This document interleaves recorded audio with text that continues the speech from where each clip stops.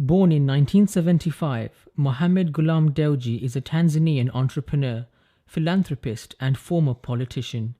Ahlul Bayt TV visited Mohammed at his office in Dar es Salaam, Tanzania, to get an exclusive insight into the man recognized as Forbes' 10 most powerful men in Africa and Africa's Person of the Year 2015.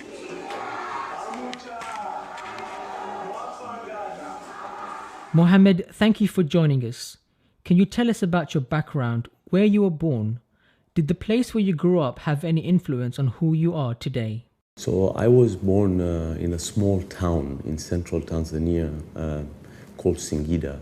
So we are originally Indians, but you're talking about 100 years ago, our great-grandparents migrated from India, set on dhows to look for better pastures.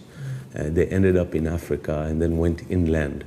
So I was born in Singida in 1975.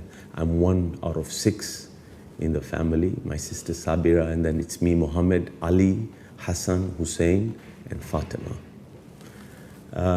The place didn't have much influence then on me because I was very young and left when I was 3 from Singida because the education system wasn't very good then. So I moved to Arusha and then I continued with my education. So in Arusha, I did my primary education from 1st grade to 7th grade, then moved to Dar es Salaam. I joined the International School of Tanganyika. This is where I did my O-levels. This is a school where all diplomats' kids go and foreign students come. So it was a great time I had. And then I did part of my high school in Florida, in Orlando, and senior year in Tampa. Then I got into university. I went to Georgetown University. I majored in finance and international business, and I minored in theology, religion. Yes. So I graduated in 1998, and then worked at Wall Street for a little while, and then headed back to Tanzania to join the family business. What difference did you see in culture and community when you moved from one place to another? It was of course, people were very, very different. Singida being a very, very small town, coming to Arusha was more of a cosmopolitan. So I made many, many new friends, came across different cultures when I came to international school. I met a lot of American kids, European kids, Asian kids, and that gives you a lot of exposure. You understand people's cultures and where they are from, and it was a learning journey for me. What kind of a child were you? I was a very naughty child. I was always avoiding to go to classes. I was lazy. So I was a little intelligent in that way, so I was getting away by not studying as hard. So I would describe myself as being a very, very naughty child, yes. Were you a bright student? Now that I think back, maybe I was, because I was getting away by not studying. And the funny part was, I would go to classes and not take notes.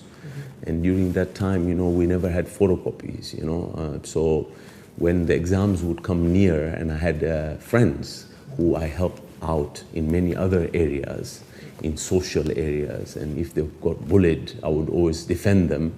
So when time came, I would ask them to copy their notes into a new book, and then I would read.